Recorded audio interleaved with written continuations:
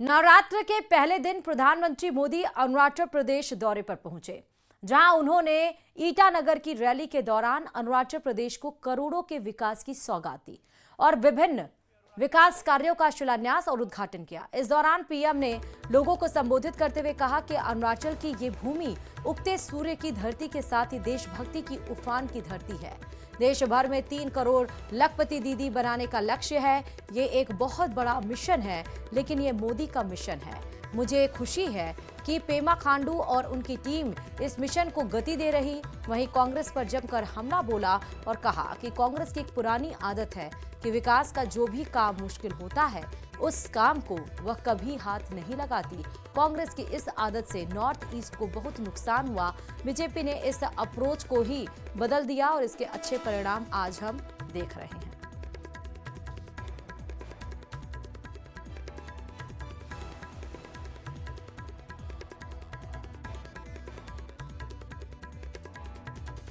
वहीं पीएम ने north east के लोगों को संबोधित करते हुए कई सारी बड़ी बातें भी कही हैं। आपको सुनाते हैं।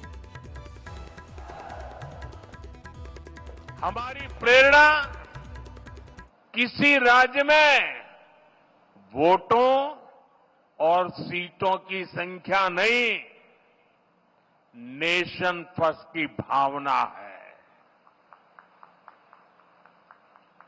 देश पहले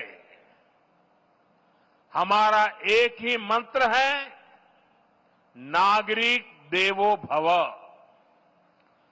जिनको कभी किसी ने नहीं पूछा, उसको मोदी पूजता है।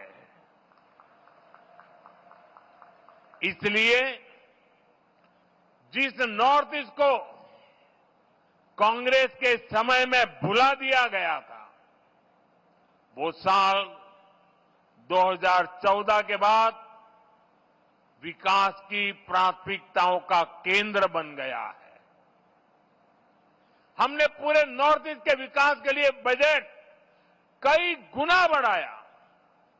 हमने लास्ट माइल कनेक्टिविटी और लास्ट माइल डिलीवरी को अपनी सरकार की पहचान बनाया।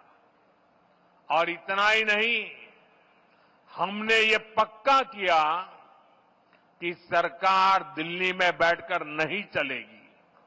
कांग्रेस सरकार के समय में 2-3 महीने में एकाध बार कोई मंत्री नॉर्थ ईस्ट आता था।